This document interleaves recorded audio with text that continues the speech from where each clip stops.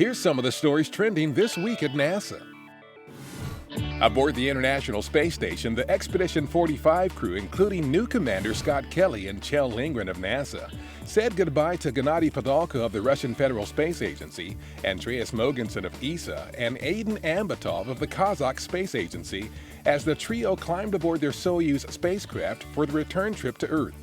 The Soyuz landed safely in Kazakhstan on September 11th Eastern Time, September 12th in Kazakhstan, closing out a 168-day mission for Padalka and an 8-day stay on the station for Mogensen and Ambatov.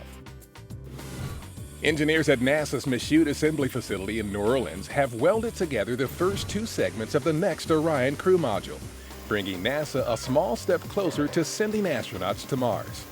The primary structure of Orion's crew module is made of 7 large aluminum pieces welded together using a state-of-the-art technique called friction stir welding to produce an incredibly strong bond. This Orion will be launched on NASA's new Space Launch System rocket on a combined flight test beyond the far side of the Moon.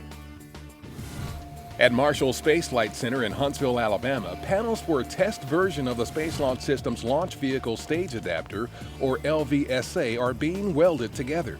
This key piece of hardware connects 2 major sections of the SLS, the core stage and the upper stage. When test versions of all the rocket's parts are completed, engineers will move the 56-foot-tall structure to a test stand to verify the integrity of the hardware.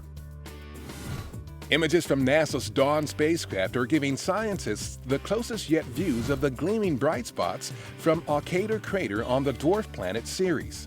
The images, a composite view made from 2 different shots, and virtual fly-around animations of the crater, including a topographic map, have about 3 times better resolution than the images from a previous Dawn orbit of Ceres in June. The expected year-long data download begun recently by NASA's New Horizons spacecraft includes new high-resolution images that reveal the diversity and complexity of the Pluto system. Some of the early imagery appears to feature possible dunes, ice flows that apparently oozed out of mountainous regions onto plains, ice lakes, and even networks of valleys that may have been carved by material flowing over Pluto's surface. The images downloaded so far have more than doubled the amount of Pluto's surface seen at resolutions as good as 440 yards per pixel. A memorial event for the September 11, 2001 attack on New York's World Trade Center was held at NASA's Kennedy Space Center in Florida. The event at the center's Fire Station 1 paid tribute to the 343 fire and rescue personnel who lost their lives during the attack.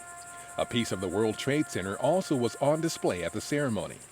On that day 14 years ago, astronaut Frank Culbertson, the only American off the planet at that time, captured footage of the aftermath from the International Space Station. September is National Preparedness Month, a perfect opportunity to take advantage of emergency training activities offered by your community or place of work. Some employees at NASA headquarters took a CPR class recently.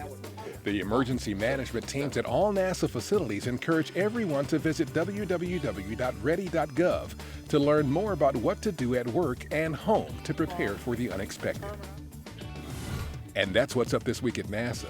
For more on these and other stories, follow us on social media and visit www.nasa.gov/twan.